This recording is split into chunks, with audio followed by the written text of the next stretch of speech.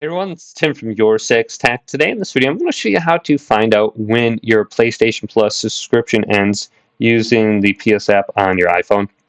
So let's go to the App Store and then go to search and get the PlayStation app under here. Just looks like this.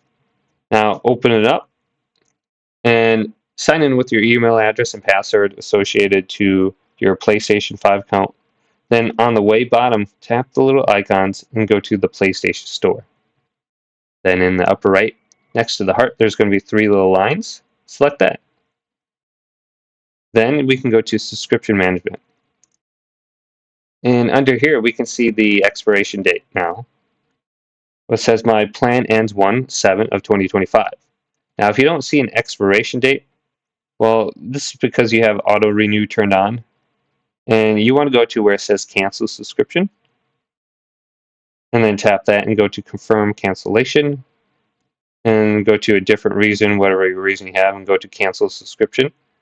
And it will give you a specific date now. Expiration date 1/7/2025.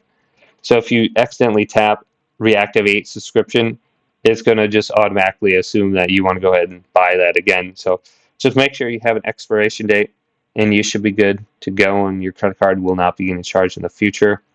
So hopefully this video did indeed help you out. If it did, leave it a big thumbs up and subscribe to my channel down below for more checkout videos coming up next on Your Six Tech.